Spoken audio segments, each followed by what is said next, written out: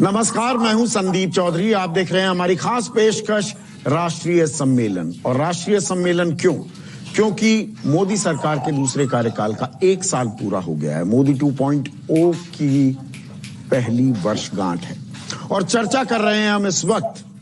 कांग्रेस के वरिष्ठ नेता, देश के जाने माने वकील हैं, उनके राज्यसभा सांसद भी हैं, दरअसल किसी परिचय के मोहताज नहीं हैं। कपिल सिब्बल मेरे साथ हैं। और कपिल जी, 1 साल पूरा हो रहा है मोदी सरकार के कार्यकाल का, ये दूसरा कार्यकाल है। और 1 साल की अपनी उपलब्धियां गिनवाते हुए सरकार जो बड़े राजनीतिक फैसले लिए हैं, चाहे वो 370 हटाने की बात हो, राम जन्मभूमि पर बड़ा फैसला, ऐतिहासिक फैसले की बात हो, सिटीजनशिप अमेंडमेंट एक्ट हो, ट्रिपल तलाक को हटाने की बात हो, इन बातों की चर्चा भी लगातार कर रही है। और साथ ही साथ की कोरोना संक्रमण में भी जो सख्त कदम सरकार ने उठाए, उसके चलते आंकड़े को लिमिट किया, पूरी दुनिया में उसकी प्रशंसा हो रही है। आप इसे किस तरह से देखते हैं? देखिए, जहां तक सरकार की बात है, सरकार तो निश्चित रूप से यही कहेगी कि बहुत भारी उपलब्धियां हैं, लेकिन जमीनी स्थिति क्या है ये हम सबको जानना बड़ा जरूरी है। पहली बात तो यह है कि इन्होंने सबसे पहले 370 को खत्म किया और उसकी वजह से, और ये बात लगभग अगस्त में हुई, अगस्त 2019 में इन्होंने फैसला किया और तब से लेकर आज तक जम्मू कश्मीर लॉकडाउन के मोड में है।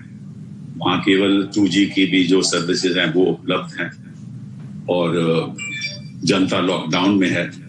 और ऐसी स्थिति तो हमने आज तक नहीं देखी। और इसके बारे में विश्व स्तर में चर्चा हो रही है कि किस तरह से हमारी सरकार ने ऐसे कदम उठाए हैं। इसका परिणाम तो खैर आने वाले आगामी वर्षों में देखा जाएगा, लेकिन मैं समझता हूं कि इस तरह से लगभग लाखों लोगों का जो मौलिक अधिकार है उनको ऐसे खत्म करना और उनको एक लॉकडाउन मोड में ले आना और साथ साथ में पब्लिक सेफ्टी एक्ट के अंतर्गत उनकी जो नेतृत्व है उनको अंदर कर देना, मैं समझता हूं अपने आप में बहुत भारी भूल हुई है। और मैं नहीं समझता कि जम्मू कश्मीर की स्थिति सामान्य हो पाएगी और जल्द सामान्य हो पाएगी। पहली बात तो ये है। उसके बाद इन्होंने UAPA पास किया और हमने संसद में कहा कि साहब, आप UAPA इसलिए पास करना चाहते हो क्योंकि आप अपने ही नागरिकों पर UAPA लगाओगे। इन्होंने गृह मंत्री साहब ने संसद में ये कहा, नहीं हम तो, आप नहीं चाहते कि पाकिस्तान पे टेररिस्ट पे UAPA लगे, लेकिन कौन से टेररिस्ट पे UAPA लागू है? आज के दिन किस पे UAPA लागू है मैं आपको बताना चाहता हूँ। Akhil Gogoi RTI activist UAPA पे लागू है। सफूरा जरगार रिसर्च स्कॉलर जामिया का उसके ऊपर लागू है। तेल तुमले, नवलखा, अन्य लोगों, अपने ही लोग, उनके ऊपर लागू है। शर्जील इमाम JNU का छात्र, उस पे लागू है। मसरत जोहरा फोटो जर्नलिस्ट, उसके ऊपर लागू है। गौहर जिलानी जर्नलिस्ट, उसके ऊपर लागू है। ये उनकी उपलब्धि है। पर ओपन एक्सेस बता रही है सरकार। गौतम नवलखा का आपने जिक्र किया, या शर्जील इमाम की बात कर रहे हैं, तो इनको जो इनके प्रति क्रिटिकल होगा उसको उसके ऊपर ये UAPA लगा देंगे। आज तक तो कोई ऐसा फैसला नहीं हुआ ना कि किसी कोर्ट का निर्णय नहीं है कि ये दोषी हैं, लेकिन UAPA लगाने से इनको अंदर कर दिया ताकि जो भी आवाजें उठ रही हैं इनके खिलाफ नहीं उठे। और यही हमें मालूम था कि UAPA का ये दुरुपयोग करेंगे।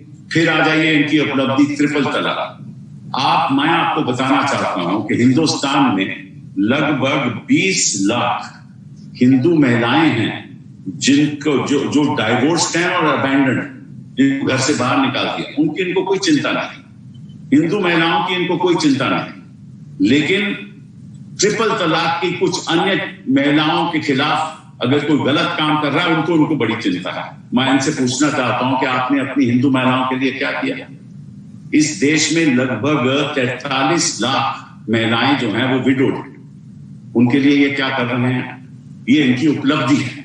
फिर आइए, कपिल साहब बीच में रोक रहा हूं, देखिए, क्योंकि बहुत सारे मुद्दे हैं, मैं बीच में आपको रोक रहा हूं क्योंकि 370 पर मैं एक सवाल पूछना चाहूंगा और ट्रिपल तलाक पर भी।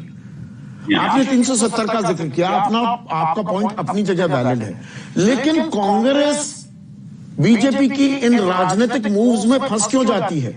आप ही की यंग ब्रिगेड, और आप सबके नाम जानते हैं, यंग ब्रिगेड ने कहा कि 370 हटाना बड़ा अच्छा फैसला था। भूपेंद्र सिंह हुड्डा भी उनके समर्थन में उतर आए थे।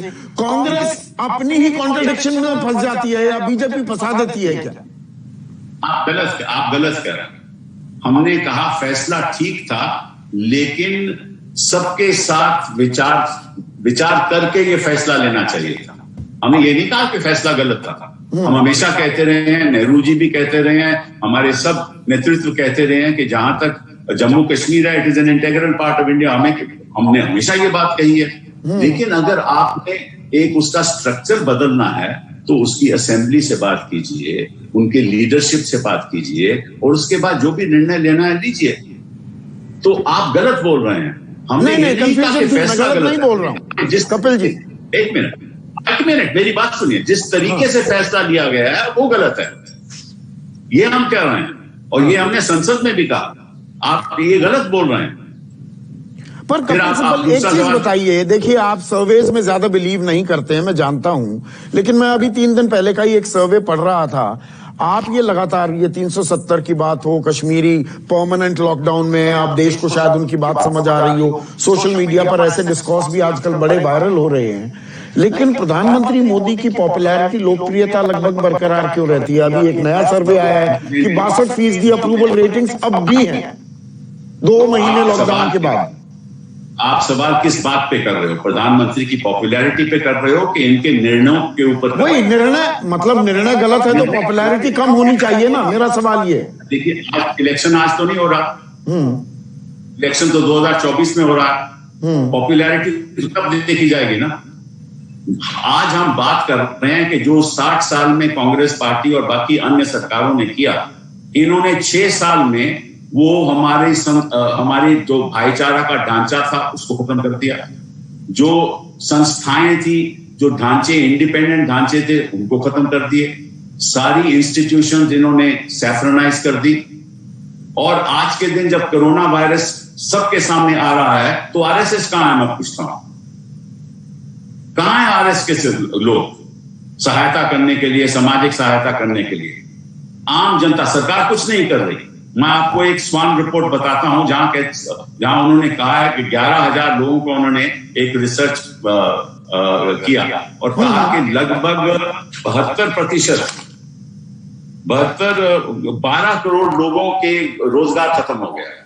मैंने ये रिपोर्ट पढ़ी है जो आप जिसका जिक्र कर रहे हैं, और CMI की भी रिपोर्ट, वो 12 करोड़ 15 लाख मजदूर जो बेरोजगार हो गए। मैंने दोनों रिपोर्ट पढ़ी। मेरी बात सुन लीजिए। 78% आपने पढ़ा होगा, जनता को नहीं माना। 78% लोगों को सैलरी नहीं मिली, 82% लोगों को राशन नहीं मिला, 64% लोगों को के पास केवल 100 रुपया उनकी जेब में था। ये है इनकी उपलब्धि। हम चिल्लाते रहे कि आप गरीब आदमी के पॉकेट में पैसा डालिए, ये डालने के लिए तैयार नहीं, क्योंकि इनके पास पैसा नहीं है। और लास्ट क्वार्टर के अभी निर्णय क्या आए हैं? जो जीडीपी ग्रोथ लास्ट क्वार्टर की मतलब के जो कोरोना का ऐलान जो 24 मार्च में हुआ ना, ये कोरोना से पहले की बात है। हाँ, जनवरी, फरवरी, मार्च, एक हफ्ता है बस कोरोना का उसमें। हाँ, बस उसकी जीडीपी ग्रोथ क्या फिगर है? 3.1%। हाँ, ठीक है ना, 3.1 है ना जी। का मतलब कि आने वाले साल में जो ग्रोथ होगी वो नेगेटिव होगी। ये इनकी बड़ी उपलब्धि है। मतलब कि इन्होंने आर्थिक स्थिति तो ऐसे बदतर स्तर पर रख दी कि कोरोना के वक्त आने पे हमारी नेगेटिव ग्रोथ होगी। एयरलाइंस चल नहीं रही, कंस्ट्रक्शन हो नहीं रही, होटल्स चल नहीं रहे, टूरिज्म खत्म हो गया, और इनकी बड़ी भारी उपलब्धि है। मैं समझता हूं कि इतना कमाल तो किसी पार्टी ने पिछले 60 साल में नहीं करके दिखा, इन्होंने 6 साल में करके दिखा। और मोदी जी ठीक कहते थे, कहते थे मैं वो करके दिखाऊंगा 6 साल में जो 60 साल में कांग्रेस ने नहीं करके दिखा। मैं 60 महीने में करके दिखाऊंगा, और उन्होंने दिखा दिया। जो आज के दिन हमारे सामने स्थिति है, वो इतनी बुरी स्थिति तो कभी भी हिंदुस्तान के इतिहास में नहीं हुई। आपका इतना लंबा तजुर्बा है कपिल जी, एक मिनट बात सुनिएगा। आपका इतना लंबा तजुर्बा है और 10 साल यूपीए में आप HRD मिनिस्टर रहे, टेलीकॉम मिनिस्टर रहे, अहम मंत्रालय आपने संभाले और 2011 से जब आपका बुरा वक्त आया, ग्राफ गिरने लगा, बीजेपी घेरती थी, एक मुद्दा नहीं छोड़ती थी। आप इतनी लंबी फेहरिस्त गिनवा रहे हैं सरकार की नाकामी, जो आपकी नजर में नाकामी है, लेकिन कांग्रेस, आपकी पार्टी, आप लोग सरकार को घेर क्यों नहीं पाते? नहीं, देखिए ऐसा है, क्या आप ये आज की जो डिस्कशन है किस ऊपर है कि कांग्रेस पार्टी घेर नहीं पाती, पॉपुलैरिटी प्रधानमंत्री की है या इनकी उपलब्धियों की बात, इनकी सरकार नहीं, की बात? मैं सवाल वो जुड़े हुए हैं, मैं एक साल का लेखा जोखा ले रहा हूं। मैंने आपको आंकड़े देकर बात रखी है। आप अगर मुझे कह सकते हो कि ये मेरे आंकड़े गलत हैं तो कहिए मुझे, नहीं तो बात बनेगी। आप इसका जवाब देते हो कि आप इनको घेर नहीं पाते, प्रधानमंत्री की पॉपुलैरिटी बढ़ी है। हम उस बात की चर्चा नहीं कर रहे, हम ये चर्चा कर रहे हैं कि ऐसी सरकार जिसको पूर्ण बहुमत मिला, जिस तरह से इनको बहुमत मिला, हिंदुस्तान के इतिहास में कमी सरकारों को मिला, पूर्ण बहुमत मिला, ऐसा अपॉर्चुनिटी था इनके पास और उस अपॉर्चुनिटी में इन्होंने खो दिया। और आज के दिन हमारी ये हालत है कि हम मतलब कि अपने गरीब लोगों को, देखिए मैं आपको एक बात बताना चाहता हूं, आप भूल गए, अगर 25% कमी देश की जनता की कमाई में हो तो मालूम जो गरीबी रेखा के लोग जो आज 21% गरीबी रेखा के नीचे हैं, वो 46% तक पहुंच जाएंगे। 46% तक पहुंच जाएंगे, ये इनकी उपलब्धि है। मुझे ये बताओ कि जो आर्थिक स्थिति आज के दिन, और कोरोना से पहले की बात कर रहा हूं, ये किसकी देन है? ये कांग्रेस पार्टी की देन है। 5 साल यहां पर मैं एक बात बल्कि ऐड करना चाहूंगा, कपिल जी, मैं एक बात ऐड कर एक मिनट में एक बात ऐड करना चाहूंगा। इस देश में मंदी 3 दफा आई है इस बार। अब मंदी जो आप बात कह रहे थे, शक्तिकांत दास ने मान लिया, आने वाली छमाही यानी कि अप्रैल से सितंबर तक अब हम नेगेटिव ग्रोथ रेट होगी। ये चौथी दफा होगा आजाद भारत के इतिहास में। और इससे पहले कब हुआ? 58, 66 और 1979-80। और तब क्यों हुआ मंदी, क्यों आई? क्योंकि अग्रेरियन क्राइसिस था, हमारी फसलें बर्बाद हो गई। इस दफा कल के जो आंकड़े हैं, हमारा कृषि क्षेत्र तो 5.9% यानी कि लगभग 6% की विकास दर दिखा रहा है। तब हम मंदी में घुस गए, ये भी एक हकीकत है। ग्रीन रेवोल्यूशन कांग्रेस पार्टी की देन है, जिसकी वजह से आज जो एग्रीकल्चरल स्थिति में है, जब हमारे कार्यकाल में एग्रीकल्चरल ग्रोथ, कृषि का ग्रोथ था, वो 4% रहा और इनके कार्यकाल में 2% रह गया। ये तो अच्छी बात है कि हमने ग्रीन रेवोल्यूशन के द्वारा जो पैदावार थी कृषि के क्षेत्र में बढ़ी। आपको मालूम है कि PL40 के द्वारा हम अमेरिका से इंपोर्ट करते थे और उस समय हम लोगों ने निर्णय लिया कि नहीं, वो इंपोर्ट खत्म होगा और हम अपने कृषि क्षेत्र में इन्वेस्टमेंट करके उत्पादन बढ़ाएंगे, और बढ़ा दिया। देखिए बात हो रही है इनके 5 साल के कार्यकाल की। बिल्कुल, ये उपलब्धि फार्मर की है और हमारी पॉलिसी नीतियों की है, इनकी नीतियों की नहीं है। नहीं, मैं उन बातों पर भी मैं हर मुद्दा उठाने वाला हूं कपिल जी। और जो मजदूरों का मुद्दा है, देखिए सबसे हृदय विदारक तस्वीरें अगर 2 महीने में किसी भी भारतीय ने देखी है, वो है मजदूरों की। कोई पैदल, कोई दुपहिया पर, कोई ऑटो में, कोई ट्रकों पर, कोई ट्रेन के नीचे कट रहा है, कोई प्लेटफॉर्म पर कोई माता दम तोड़ रही है। ये तस्वीरें हमने देखी हैं। लेकिन मुझे अब आप बताइए, क्योंकि आप एक मंत्री और एक जाने माने वकील भी हैं, प्रधानमंत्री श्रमिकों के बारे में सीधा कुछ नहीं बोल रहे, सरकार की तरफ से कोई कुछ नहीं बोल रहा। 20,97,000 करोड़ में भी 1 रुपया सीधे श्रमिकों के खाते में देने की बात नहीं की गई। और सुप्रीम कोर्ट भी, और क्योंकि आप जाने माने वकील हैं, मैं ये सवाल आपसे पूछना चाहता हूं और आपके जरिए दर्शकों को ये बात समझाना भी चाहता हूं। सुप्रीम कोर्ट में 31 मार्च को सॉलिसिटर जनरल तुषार मेहता कहते हैं, there are no migrants on the road. सड़क पर कोई भी मजदूर नहीं है, उनका हमने रहने का इंतजाम कर दिया, खाने का इंतजाम कर दिया। उसके बाद सुप्रीम कोर्ट जनहित याचिका भी एंटरटेन करने से मना कर देती है। लेकिन 2 दिन पहले अब सुप्रीम कोर्ट कहती है, यानी 65 दिन बाद लॉकडाउन के, कि भाई इनका आने जाने का व्यवस्था करो, किराया मत लो, खाने पीने की व्यवस्था करो। ये न्यू इंडिया है क्या हम? और सब खामोश क्यों थे? सुप्रीम कोर्ट भी खामोश था। मैं ये नहीं कहूंगा सुप्रीम कोर्ट ने संवेदनशीलता दिखाई, मैं पलटकर एक वरिष्ठ वकील से पूछ रहा हूं, सुप्रीम कोर्ट भी खामोश क्यों था? देखिए, ये तो आपको सुप्रीम कोर्ट से पूछना पड़ेगा ना। हाँ, मैं तो चीफ जस्टिस नहीं, पर आपको ताज्जुब हुआ? नहीं, ताज्जुब की क्या बात है, स्थिति आप देख रहे हो। क्योंकि आज के दिन जब सोलिसिटर जनरल खड़ा होकर कोई बयान देता है तो सुप्रीम कोर्ट ने उसको मान लिया। क्यों माना, ये तो सुप्रीम कोर्ट ही जाने, ये तो मैं नहीं उसके बारे में कोई जवाब दे सकता। नहीं, पर सोलिसिटर जनरल, हमारे फर्स्ट लॉ ऑफिसर कौन होते हैं? कपिल जी, वो अटॉर्नी जनरल होते हैं। अटॉर्नी जनरल गायब है हर चीज में, सोलिसिटर जनरल।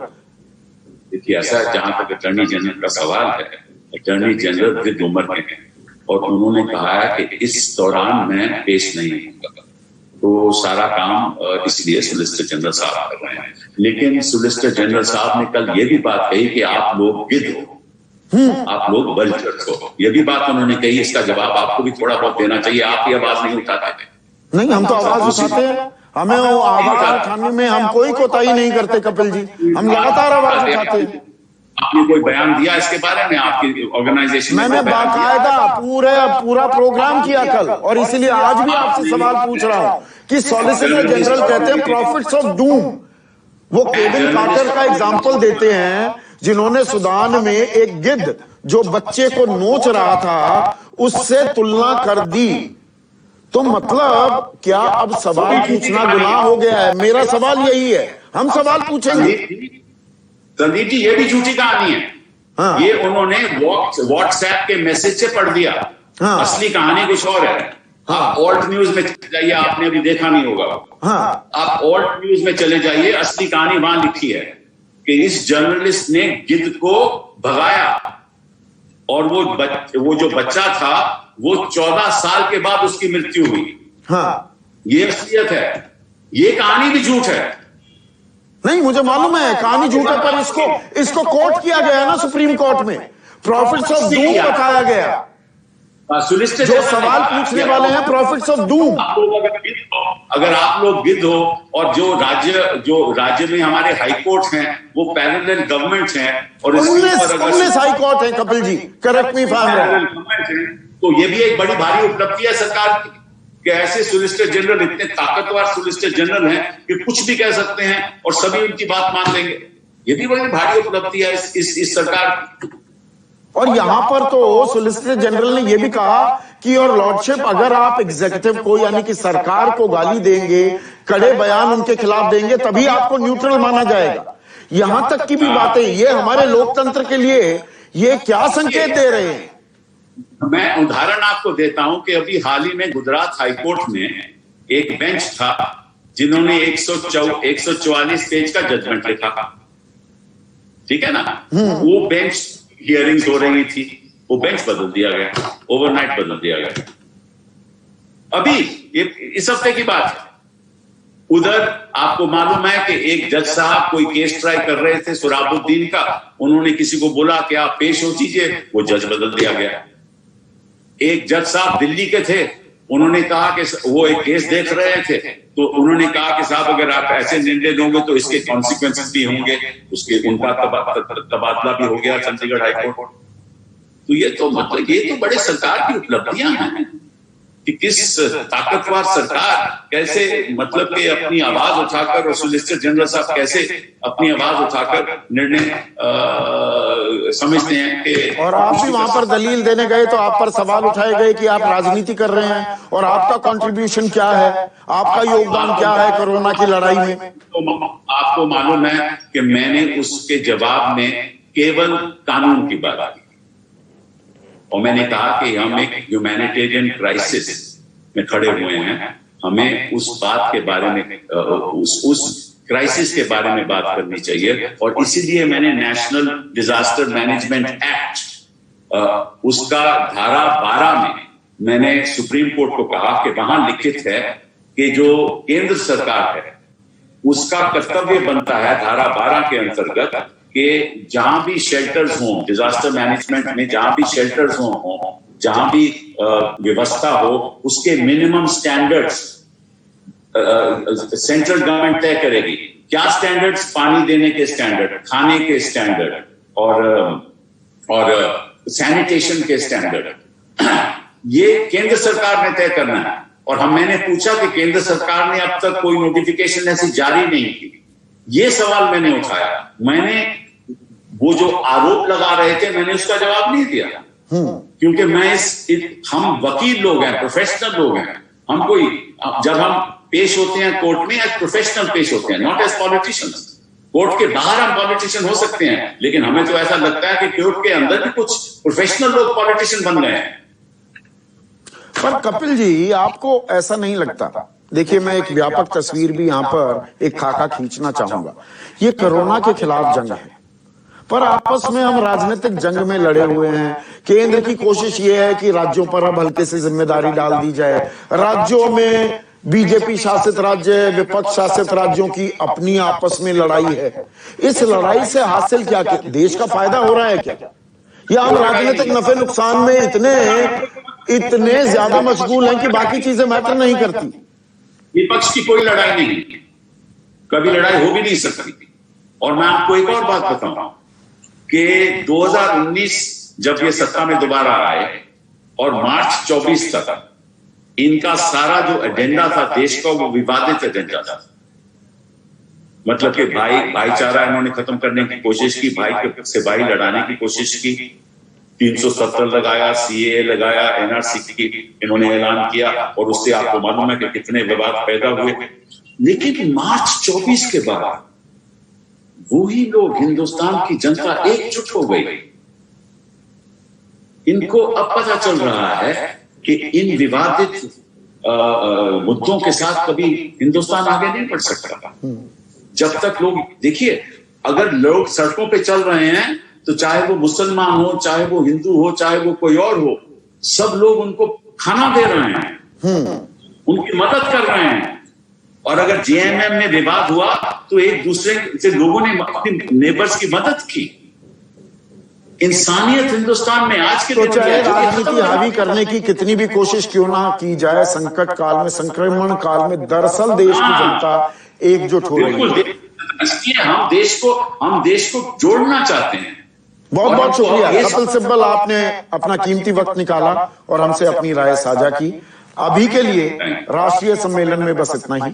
नमस्कार।